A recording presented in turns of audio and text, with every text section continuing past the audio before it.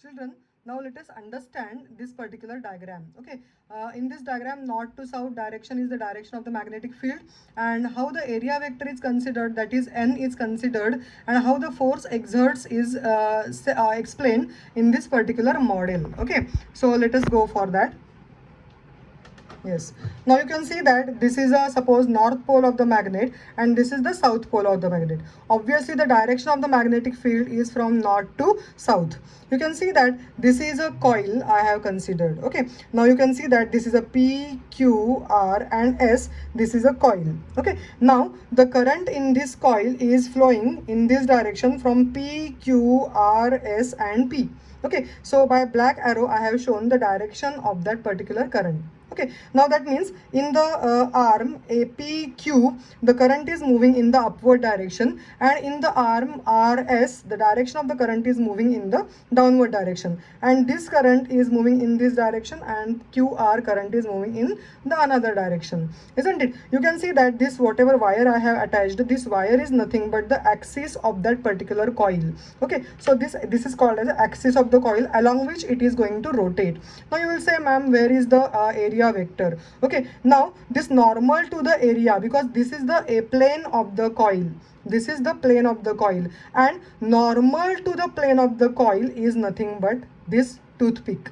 You can see that this toothpick is considered as a normal to the plane of the coil, isn't it? Okay, so this normal to the plane of the coil is considered as the angle that is acting perpendicular to the plane of the coil. So this is the plane of the coil and the area vector for that particular coil is in this direction. Okay, so obviously when the coil rotates, the area vector also is going to change its direction. Yes, and that's what it is called as a area vector. Okay, or it is called as a normal to the area vector. Okay, now let us go for our basic concept, how the force is exerting on that particular different arms. Okay, so let us go for this first of all, for the branch or for the arm PQ. Okay, now if I'm going to hold it here in this hand and I'll show you by the left hand rule, then you can see that the magnetic field is in this direction. Okay, so magnetic field is in this direction. Okay, and the current in that particular arm is in this upward direction. You just now observe that the direction of the magnetic field is in this direction from north to south.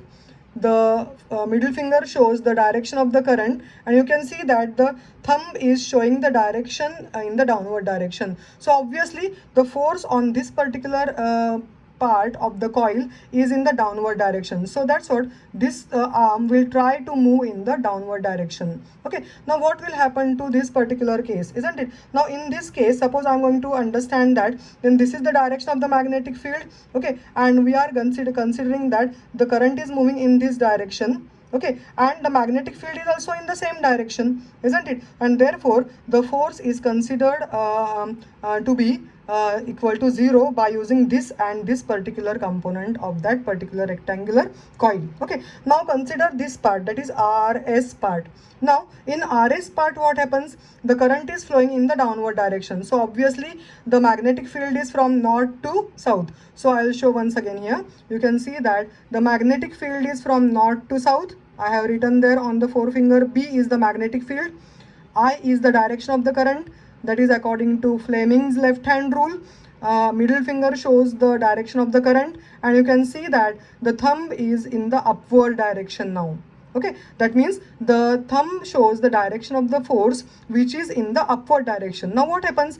Due to this particular force, the arm RS will try to move in the upward direction. Okay, and the arm PQ tries to move in the downward direction. Now what happens? Due to that, the force exert and this arm comes up and this arm moves down, isn't it? Now you can see that as the force and force due on PQ is in the downward direction and force on RS is in the upward direction, the coil continuously start rotating, isn't it? So the coil starts rotating in the magnetic field. And now you can see that the direction of the area vector also is changing every time. Okay, now you can see that whenever the position of the coil is like this, isn't it? Whenever the position of the coil is like this, then what happen? In this case, the torque is maximum. Okay, now as we have considered in this particular case, as we have said that theta is equal to 0, torque is equal to 0 or minimum. Okay, when the plane of the loop is perpendicular to the magnetic field, then this particular torque is equal to 0. Now when plane of the loop is perpendicular to the magnetic field, they have said, means which is that position? That position is like this, isn't it? Now you can see that the plane of the loop is now perpendicular to the magnetic field. Yes, magnetic field is like this, isn't it? And plane of the loop is perpendicular to that particular magnetic field. In this case, theta is equal to 0. Now we will have how theta is equal to 0. Now you can see that as we have said that this is a normal to the area, normal to the area vector, and this is only required. Okay, this is the normal to the area vector, and the magnetic field are in parallel to each other. So normal to the area vector and the magnetic field direction are parallel to each other. You can see that the toothpick and my forefinger are in the same direction. Okay, so in that case, theta is equal to 0. When theta is equal to 0, we know that tau is equal to mb sin theta is equal to 0. That is, the torque is minimum. So that's what I have said here, the two different sentences. That is, when plane of the loop is perpendicular to the magnetic field, in that case we say that theta 0, tau 0.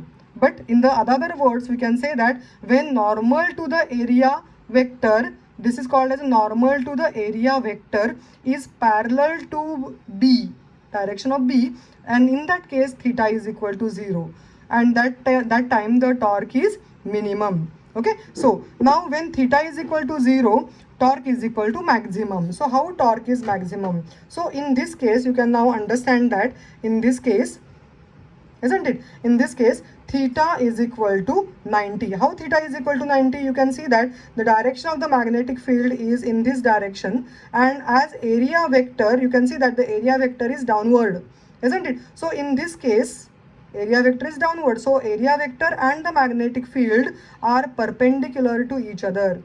Area vector and the magnetic field are perpendicular to each other. That is, theta is equal to 90.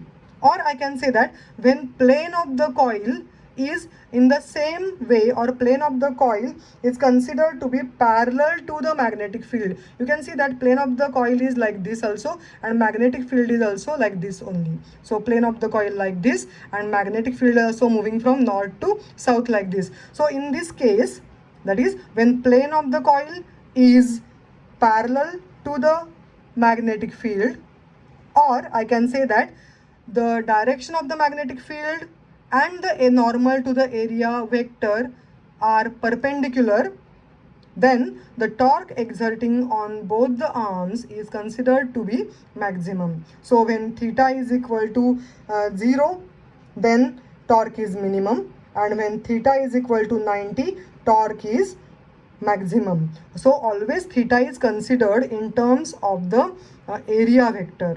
Okay, so this theta, whatever we are saying, is the area vector, the angle between the area vector and the magnetic field. So when area vector and the magnetic field changes their angle, then continuously the torque exerting goes on changing. So in this place, torque is maximum. In this case, the torque is minimum. Again, the coil rotates because current is passing continuously. So in this case, once again, the torque exerting maximum, isn't it? And in this case, once again, the torque exerting is minimum. Okay, so in this way, the coil continuously rotates